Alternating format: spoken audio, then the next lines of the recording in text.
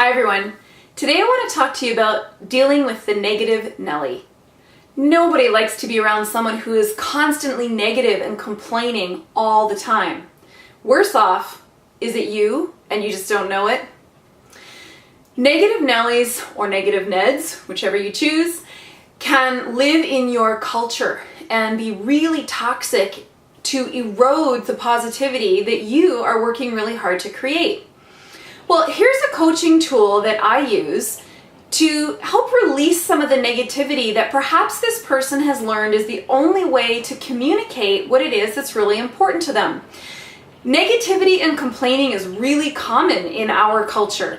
In fact, that victim, oh, woe is me, is actually really glorified because people have learned it gets them attention. It's not a constructive way to get it, but it does get them attention. So, here's some tips on dealing with the negative Nelly or Ned so that you can perhaps teach them a different communication and turn some of this around. The coaching tool is called the dream behind the complaint. This is where you can step in as the coach or the leader to help them learn a new way to effectively communicate what's going on for them. The first thing is you hear the complaint or some form of negativity. You can actually unravel that by asking them, so tell me more about that. Now I know that might seem like a crazy question when all this person does is talk negatively. But you actually are giving them the attention that they want, and you get to put a time limit on it. Mentally, I hope you're listening, but you really can put a time limit of sort of 3 minutes tops before you come up with the next question. What's important about that to you? There's obviously something that's important about this to them, or they wouldn't be complaining about it. That is what leads to the next thing is, what would you like to have happened?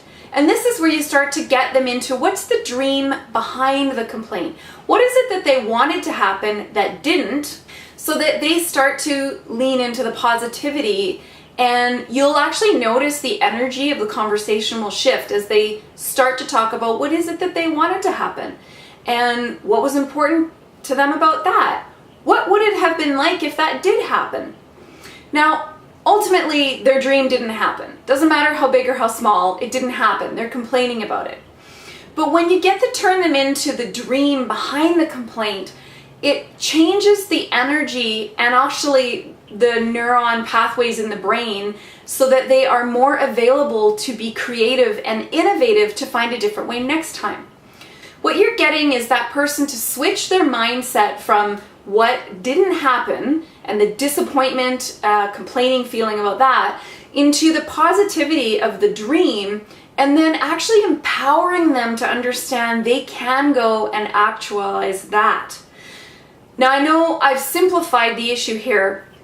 There might be something dramatic that has happened and really they can't go and create it. But allowing someone to actually vent and go past the problem, talk about what they wanted to happen and why that's important to them, helps them unravel things like values, vision, purpose, dream, so they can actually get into a constructive place about it. I use this tool on myself. I notice when I'm getting negative, I actually can stop myself for a minute and say, okay, well, what is it that I really wanted to happen? And sometimes it takes me a minute to actually think, oh, I really wish that this would have happened. And just in acknowledging that alone, just acknowledging what it is I wanted to happen that didn't, I can often release it and move on. It's that simple.